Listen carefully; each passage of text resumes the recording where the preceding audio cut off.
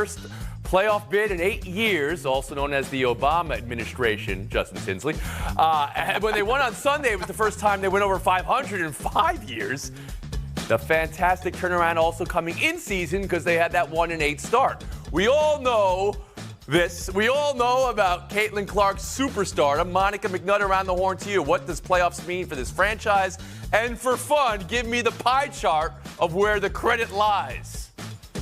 Ooh, the pie chart, Tone. Okay, first of all, for this franchise, I mean, the Fever have been in purgatory, you mentioned it, for 7-8 years in terms of not getting to the postseason after being the champion of the league in 2012 behind Tamika Catchings. This is huge for this franchise. They are obviously moving in the right direction, and when you look at it, teams that have the opportunity to draft the #1 overall pick in back-to-back years, they go on to win championships in about a 4-year window. Seattle did it twice, and the Aces also did it with KP, Asia, and Jackie Young. Now, to the very difficult pie chart, you got to give Christy Side some credit because people were ready to fire her 3 games in. Of course, you're going to give Caitlin Clark credit because she's been spectacular and exceeded expectations. The pick and roll between Caitlin and Aaliyah has been fantastic. Kelsey Mitchell is having a career year, and all of those role players get a slice. I don't know quite how. Well, that's a lot of pizza pie. I get you. But there's got to be one big slice, and that's Clark. What percentage are we talking about for Caitlin Clark? 80%, 90%, 95%? I mean, listening to her all season long, I've called a couple of their games. She's team first. Statistically, you're probably looking at least 60%. But she is absolutely going to give the credit to her teammates for catching those passes so that they can. All right, Tinsley, give me a pie chart here.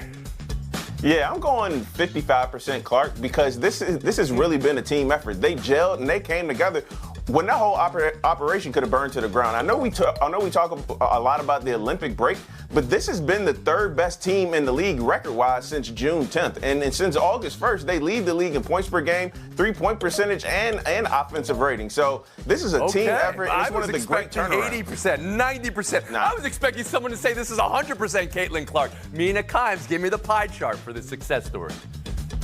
I don't think anyone thinks that. I'll go with 60. That feels right. I mean, she's been remarkable. What I find so amazing about, though, this conversation is we're not looking at the Fever like, oh, that's so cute. You guys made the playoffs. You broke up the drought. We're looking at them as a legitimate contender. Tinsley hit this. Since the break, they've been first in offense. They've fielded at least competent defense. And now you're looking at a 6 seed going up against Minnesota, who they just beat. Like, this isn't about getting into the playoffs. This is about winning playoff games. And Bill Barnwell.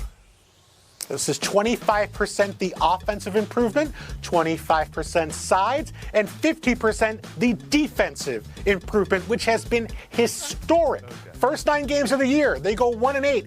Tony, they had the 2nd worst defensive rating in the history of the WNBA through 9 games. That's adjusted for pace. They were allowing like 115 points per 100 possessions. Not sustainable.